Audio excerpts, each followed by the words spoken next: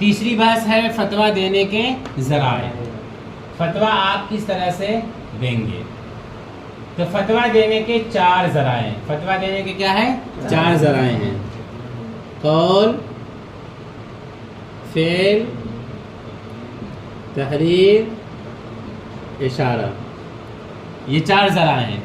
فتویٰ دینے کے 4 ذرائع ہیں: قول، فعل، تحریر، اشارہ. قول سے فتویٰ دینا، پہلا ذریعہ کیا ہوا؟ قول سے فتویٰ دینا. قول سے فتویٰ دینے کا کیا مطلب ہے؟ آسان ہے، وہی مطلب ہے جو آپ سمجھ رہے ہیں کہ کوئی آدمی آپ سے مسئلہ پوچھنے کے لیے آئے کہ مفتی صاحب، شراب کی حالت میں نے نماز ادا کر لی ہے، تو میری نماز درست ہوگی یا درست نہیں ہوگی؟ اور آپ قول کے ذریعے جواب دے دیں، زبان سے جواب دے دیں کہ آپ کی نماز درست ہوئی یا کہ آپ کی نماز درست نہیں ہوئی. تو یہ ہے قول کے ذریعے فتویٰ دینا. اس کا ثبوت کہاں سے ہے؟ اس کا ثبوت حدیث سے ہے. نبی اکرم صلی اللہ علیہ وسلم سے یہ ثابت ہے. آپ صلی اللہ علیہ وسلم کے پاس صحابہ کرام مختلف سوالات لے کر کے آتے تھے، ہے کہ نہیں؟ کون سا عمل ہے اللہ کے رسول سب سے افضل ہے؟ تو آپ صلی اللہ علیہ وسلم نے زبان سے جواب دیا، قول کے ذریعے جواب دیا. کیا جواب دیا؟ کہ اللہ پر ایمان لانا سب سے افضل عمل ہے. اس نے پھر سوال کیا کہ اس کے بعد کون سا عمل سب سے افضل ہے؟ تو آپ صلی اللہ علیہ وسلم نے قول کے ذریعے پھر جواب دیا کیا؟ کہ اللہ کے راستے میں جہاد کرنا وہ سب سے افضل عمل ہے. اس نے پھر سوال کیا اس کے بعد کون سا عمل سب سے افضل ہے؟ تو آپ صلی اللہ علیہ وسلم نے فرمایا کہ حج کرنا، حج مبرور، یہ سب سے افضل عمل ہے. ایک آدمی آیا، وہ آپ صلی اللہ علیہ وسلم سے پوچھ رہا ہے کہ میں سب سے زیادہ کس کے ساتھ حسن سلوک کروں، یعنی میرے حسن سلوک کا سب سے زیادہ حقدار کون ہے؟ تو آپ صلی اللہ علیہ وسلم نے قول کے ذریعے جواب دیا تیری ماں. پھر کہا تیری، پھر آپ صلی اللہ علیہ وسلم نے پھر کہا تیری ماں. اس نے پھر سوال کیا، پھر آپ صلی اللہ علیہ وسلم نے پھر کہا کہ تیری ماں. اس کے بعد پھر آپ صلی اللہ علیہ وسلم نے فرمایا کہ تیرا باپ. اس کے بعد اور بھی ہے، اس قسم کی بہت ساری مثالیں آپ کو احادیث میں ملیں گی، اور سب سے زیادہ مثالیں آپ کو قول کے ذریعے فتویٰ دینے کی ملیں گی. علامہ ابن قیم جوزی کی کتاب ہے اعلام الموقعین عن رب العالمین، اس کا ایک باب ہے جس میں انہوں نے ان فتاویٰ کو کیا ہے شامل کیا ہے جن میں آپ صلی اللہ علیہ وسلم نے جواب دیا. صحابہ کرام سوال کرتے تھے اور آپ صلی اللہ علیہ وسلم جواب دیتے تھے.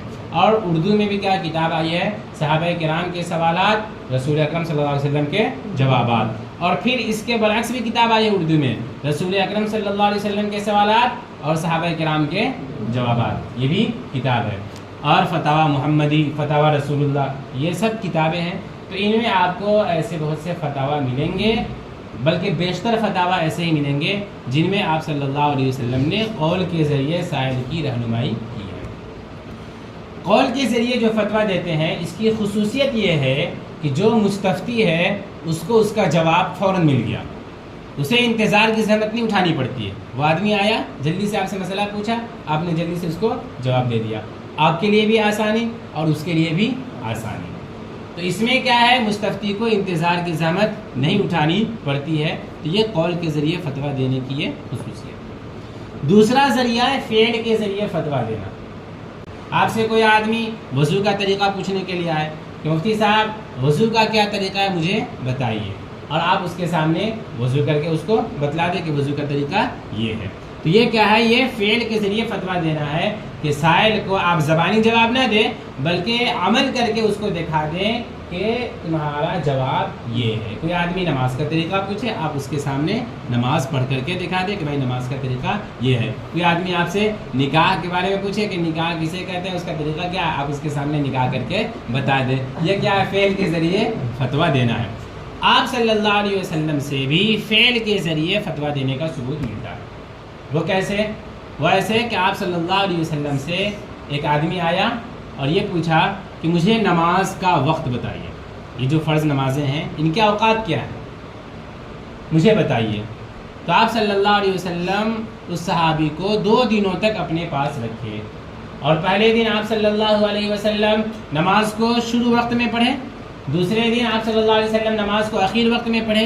اس کے بعد آپ صلی اللہ علیہ وسلم نے اسے بلایا اور فرمایا کہ نماز کے اوقات ان 2 وقتوں کے درمیان ہیں. ابتدائی وقت اور انتہائی وقت، اس میں نماز پڑھ کے آپ صلی اللہ علیہ وسلم نے ان کو بتلا دیا کہ ان دونوں اوقات کے درمیان کیا ہے، نماز پڑھنا شروع کر دو. تو یہ گویا کہ فعل کے ذریعے آپ صلی اللہ علیہ وسلم نے فتویٰ دیا. اور صحابہ کرام نے بھی آپ صلی اللہ علیہ وسلم کے اس طریقے کو اپنایا ہے.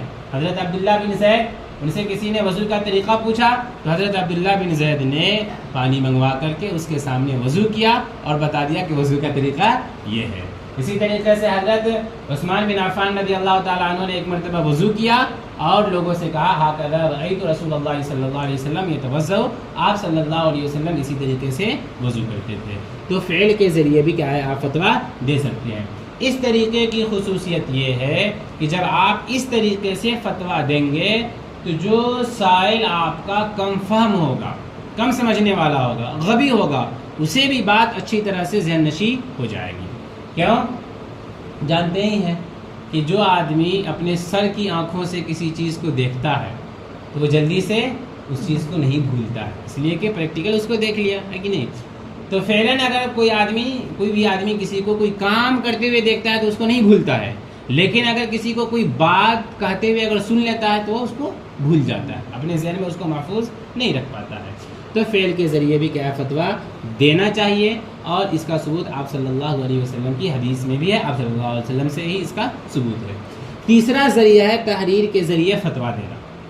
سائل آپ سے کوئی مسئلہ پوچھنے کے لیے آئے تو آپ کہیں کہ بھائی جاؤ کاغذ لے کر کے آؤ، قلم لے کر کے آؤ، روشنائی لے کر کے آؤ، یہ لے کر کے آؤ، وہ لے کر کے آؤ، بیٹھائے اس کو، اور اس کے بعد آپ نے لکھنا شروع کیا۔ پہلے آپ نے سوال لکھا، کیا فرماتے ہیں علماء دین و مفتیان شرعیین، درجہ ذیل مسئلے کی بابت وغیرہ وغیرہ، پھر آپ نے لکھا الجواب وباللہ توفیق، پھر اس کے بعد آپ نے جواب لکھا، نیچے جو ہے نا آپ نے کتبہ اور محمد اپنا نام لکھا، لقب لکھے، 3-4 القاب لکھے آپ، اور اس کے بعد پھر آپ تاریخ لکھے، پھر آپ کیا ہے مہر لگائے، اس کے بعد پھر آپ ایک اور لفافہ منگوایا، اس کے بعد اس میں آپ پیک کرے، اس کے بعد جا کر کے آپ اس کو حوالے کریں۔ یہ ہے تحریر کے ذریعے فتویٰ دینا۔ اس کی خصوصیت بھی ہے اور اس کا نقصان بھی ہے۔ نقصان کیا ہے کہ مستفتی کو انتظار کی زحمت اٹھانی پڑی ہے کہ نہیں، ایک طویل وقت لگا اس کو اپنے سوال کا جواب معلوم کرنے میں، اور زیادہ دیر لگا، اس میں روشنائی کا خرچہ ہے کہ نہیں، اور اس کے بعد اس میں کاغذ کا خرچہ وغیرہ وغیرہ، یہ ہے نقصان۔ لیکن اس کے فوائد بھی ہیں۔ فوائد کیا ہیں؟ فوائد یہ ہیں کہ آپ نے جو جواب دیا ہے یہ جواب اس مستفتی کے لیے بھی ہے، مستفتی بھی اس کے اوپر عمل کر لے گا، اور ہر وہ آدمی آپ کے اس جواب پر عمل کر سکتا ہے، کرنے کی اجازت ہے جس کو اسی جیسا واقعہ پیش آئے، جس کو اسی جیسا واقعہ پیش آئے، تو وہ آدمی بھی کیا ہے اس آپ کے اس فتوے پر عمل کر سکتا ہے۔ یہ فائدہ ہے۔ آپ دیکھ لیجئے اردو فتاوی کی جو کتابیں ہیں تو اس میں کیا ہے، کسی خاص آدمی نے ہے کہ نہیں متعینہ واقعے کے بارے میں سوال کیا ہے، لیکن آپ اس کے مطابق جواب دیتے ہیں، آپ خود بھی اس کے مطابق عمل کر لیتے ہیں، اس لیے کہ اس کی اجازت ہے۔ بس اس میں یہ دیکھنا ہوتا ہے کہ کہیں اس مسئلے کی بنیاد کہیں عرف پر تو نہیں ہے، تو بہت کم ایسے مسائل ہیں جن کی بنیاد عرف پر ہو، ایسے بہت کم مسائل ہوتے ہیں اور وہ سمجھ میں آ جاتا ہے، تو وہاں پر کیا ہے اگر اس کا عرف آپ کے یہاں نہیں ہے تو پھر اس کے مطابق آپ عمل نہیں کر سکتے ہیں۔ لیکن یہ بہت کم ہوتا ہے، بیشتر مسائل ایسے ہیں کہ آپ بھی اس کے مطابق عمل کر سکتے ہیں۔ مثال کے طور پر کوئی آدمی کسی مفتی سے یہ پوچھے کہ مفتی صاحب میں نے روزے کی حالت میں جان بوجھ کر کھانا کھا لیا تو میرا روزہ ٹوٹا یا نہیں ٹوٹا، مجھ پر کفارہ لازم ہے یا نہیں؟ آپ نے اس کا جواب تحریر کے ذریعے دیا کہ صورت مسئولہ میں اگر کوئی آدمی جان بوجھ کر روزے کی حالت میں بغیر کسی عذر کے کھانا کھا لے تو اس کا روزہ ٹوٹ جاتا ہے اور اس پر قضا بھی لازم ہے، کفارہ بھی لازم ہے۔ یہ آپ نے سمپل سا جواب دے دیا۔ تو یہ مستفتی بھی عمل کر سکتا ہے اور ہر وہ شخص اس کے اوپر عمل کر سکتا ہے جو رمضان کی حالت میں بغیر کسی شرعی عذر کے جان بوجھ کر اپنا روزہ توڑ دے، ہر آدمی اس کے اوپر عمل کر سکتا ہے۔ اسی طریقے سے اس کا ایک فائدہ یہ بھی ہے کہ اگر سائل کی نیت بری ہو اور وہ مفتی کو بدنام کرنا چاہتا ہو، یہاں سے فتویٰ لے کر کے گیا اور وہاں جا کر کے بدنام شروع کر دیا کہ مفتی صاحب نے یہ فتویٰ دیا ہے کہ اس امام کے پیچھے نماز نہیں ہوگی۔ اب لوگوں میں کے درمیان یہ بات مشہور ہو گئی کہ فلاں مفتی صاحب نے یہ فتویٰ دیا ہے کہ اس امام کے پیچھے نماز نہیں ہوگی۔ لوگ آئے آپ کے پاس لاٹھی لے کر کے کہ آپ نے میرے امام کے بارے میں ایسا کیوں فتویٰ دیا؟ تو اگر آپ نے وہ فتویٰ نہیں دیا ہے اور اس نے جعل سازی سے کام لیا تو آپ کے پاس اس کی نقل محفوظ ہوگی، تو آپ دکھا سکتے ہیں کہ میں نے صحیح فتویٰ یہ دیا ہے، میں نے تو یہ فتویٰ لکھا ہے کہ اس امام کے پیچھے نماز پڑھنے کا ثواب بہت زیادہ ہے، یہ تو لکھا ہی نہیں کہ اس امام کے پیچھے نماز نہیں ہوگی۔ یا یہ کہ اس نے مان لیجیے کہ اس نے نہیں کا اضافہ کر دیا تھا، تو آپ دکھا سکتے ہیں کہ یہ دیکھیے یہاں پر وارنر لگا ہوا ہے اور آگے ہم نے کیا لکھا ہے کہ ہوگی، نہیں کو تو میں نے مٹا دیا ہوا ہے۔ تو آپ کے پاس اس فتوے کی نقل ہوتی ہے اور آپ کیا ہے اپنی تحریر کے ذریعے اس کے اس مکر و فریب کو ختم کر سکتے ہیں۔ زبانی اگر آپ جواب دیں گے تو اس میں آپ ختم نہیں کر سکتے ہیں، کیوں؟ اس لیے کہ آپ نے کیا بولا، اس کا کیا ثبوت ہے، لیکن اس میں وہ بھی نہیں پھنسا سکتا، کیوں؟ اس لیے کہ میں نے کیا بولا، اس کا کیا ثبوت ہے کہ نہیں؟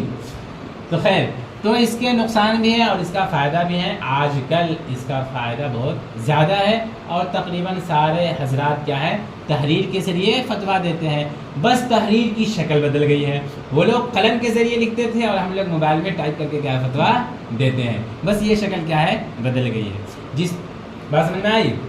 تو جس طریقے سے اس میں وہ جعل سازی سے کام لے سکتا تھا، اور آپ کے پاس جو چیز ہے، یعنی آپ کے پاس جو خود اس تحریر کی نقل یا کہ اصل آپ جو رکھے ہوئے تھے اس کے مطابق اس کے جعل و فریب کو آپ دور کر سکتے ہیں، تو اس میں بھی اگر وہ اپنے سے کچھ ایڈٹ کر لے اور آپ کو بدنام کرنا چاہے، تو اگر آپ کے پاس، آپ نے مان لیجیے واٹس ایپ پر بھیجا، تو آپ کے پاس بھی کیا ہے، وہ میسیج آپ اس میسیج کو اپنے پاس محفوظ رکھے رہیں اور آپ بتلا سکتے ہیں کہ نہیں، میں نے تو اس طریقے سے فتویٰ دیا ہے۔ لیکن خیر، موبائل کے ذریعے فتویٰ دینے سے پرہیز کرنا چاہیے، اس لیے کہ اس میں ایڈٹ کہاں کر کے کہاں کیا کرنا شروع کر دے گا، اس کو کوئی نہیں جانتا۔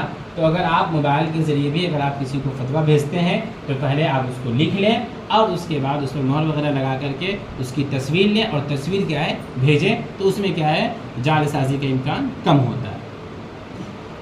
تو تحریر کے ذریعے فتویٰ دے سکتے ہیں آپ۔ اس کا بھی ثبوت کیا ہے، نبی اکرم صلی اللہ علیہ وسلم سے ہے۔ فتح مکہ کے موقع سے آپ صلی اللہ علیہ وسلم نے کچھ مسائل بیان کیے، تو ایک صحابی جن کی کنیت تھی حضرت ابو شاط، تو حضرت ابو شاط آئے اور آپ صلی اللہ علیہ وسلم سے کہا کہ اے اللہ کے رسول، یہ سب مسائل جو آپ آج بیان کیے نا، یہ مجھے لکھ کر کے دے دیجیے۔ تو آپ صلی اللہ علیہ وسلم نے صحابہ کرام سے کہا کہ بھائی اکتبو لی ابی شاط، ابو شاط کو لکھ کر کے دے دو۔ تو یہ فتویٰ آپ صلی اللہ علیہ وسلم نے تحریر کے ذریعے دیا۔ تو قول کے ذریعے فتویٰ دینا، اس کا بھی ثبوت ہے حدیث سے، فعل کے ذریعے فتویٰ دینا، اس کا بھی ثبوت ہے حدیث سے، تحریر کے ذریعے فتویٰ دینا، اس کا بھی ثبوت ہے حدیث سے۔ چوتھا ذریعہ ہے اشارے کے ذریعے فتویٰ دینا۔ چوتھا ذریعہ کیا ہے، اشارے کے ذریعے فتویٰ دینا۔ کوئی آدمی آپ سے آئے سوال کرنے کے لیے، مثال کے طور پر یہ سوال کرے کہ مفتی محمود صاحب، آپ یہ بتائیے اسلام کی بنیاد کتنی چیزوں پر ہے؟ تو آپ کیا ہے، ہاتھ کے اشارے سے جواب دے 5 چیزوں پر ہے۔ وہ بیچارہ سمجھے گا کہ مجھے ماننے کے لیے کیا ہاتھ اٹھا بھاگ جائے گا تو آپ ہاتھ کے اشارے سے کیا ہے، جواب دے دیں کہ اسلام کی بنیاد 5 چیزوں پر ہے۔ ایک آدمی آئے آپ سے یہ سوال کرے کہ یہ بتائیے کہ نکاح کے ثبوت کے لیے کتنے گواہوں کا ہونا ضروری ہے؟ تو آپ کیا ہے، ایسے جواب دے دیں، مطلب 2 گواہوں کا ہونا ضروری ہے۔ کوئی آدمی آپ سے آئے سوال کرنے کے لیے کہ آپ یہ بتائیے کہ اللہ رب العزت کتنے ہیں؟ تو آپ کے ہاتھ کے اشارے سے جواب دے دیں کہ اللہ رب العزت کیا ہے، ایک ہے۔ کوئی آدمی آئے آپ سے سوال کرے کہ یہ بتائیے، یعنی کہ وضو کر کے آپ کو دکھائے، یہ دیکھیے میں نے اس طریقے سے وضو کیا ہے، تو یہ درست ہے یا کہ درست نہیں ہے؟ تو آپ کہہ دیں، ہے نا، ایسے ایسے کر دیے تو گویا کہ ہاں درست ہے، اور اگر آپ ایسے ایسے کر دیں تو گویا کہ درست نہیں ہے۔ لیکن اگر آپ حیدرآباد میں ہیں، ہے کہ نہیں، تو آپ کو اس کا الٹا کرنا پڑے گا، لیکن ایسے ایسے ہلا دینا ہوگا، تو مطلب درست ہے کا مطلب کیا ہے، ایسے ایسے۔ لیکن نہیں، کوئی آدمی اس طریقے سے نماز پڑھے، آپ کو نماز پڑھ کر کے آپ کو دیکھا ہے اور کہا کہ میں نے اس طریقے سے کیا ہے نماز ادا کی ہے، تو میری نماز ہوئی یا ہے کہ نہیں ہوئی؟ تو آپ کہہ دیں، تو آپ اس طریقے سے کہہ دیں کہ کیا مطلب ہوا کہ تمہاری نماز کیا ہے، درست ہو گئی۔ تو یہ فعل کے ذریعے کیا ہے، یہ کیا ہے، اشارے کے ذریعے فتویٰ دینا ہوا۔ اشارے کے ذریعے بھی آپ فتویٰ دے سکتے ہیں۔ اس کا بھی ثبوت کیا ہے، حدیث سے۔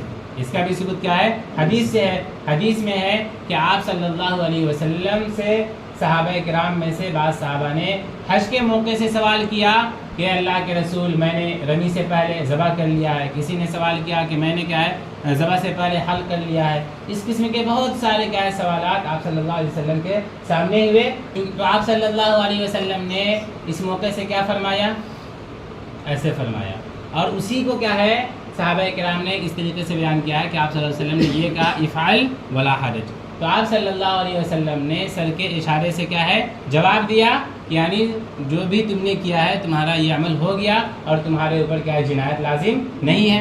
تو آپ صلی اللہ علیہ وسلم نے سر کے اشارے سے جواب دیا۔ حضرت امام بخاری رحمۃ اللہ علیہ نے بخاری شریف میں باقاعدہ ایک باب باندھا ہے، باب من اجاب الفتیہ بالاشارہ، اور اس میں حضرت امام بخاری رحمۃ اللہ علیہ نے ان احادیث کو ذکر کیا ہے جن احادیث میں آپ صلی اللہ علیہ وسلم نے سر کے اشارے سے یا کہ ہاتھ کے اشارے سے کیا ہے لوگوں کو جواب دیا تھا۔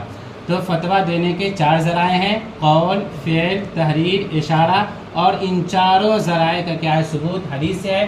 آپ صلی اللہ علیہ وسلم نے خود ان چاروں ذرائع میں سے ہر ذریعے کو استعمال کیا ہے، اور میں نے ہر ذریعے کے متعلق آپ کے سامنے حدیث بھی بیان کر دی۔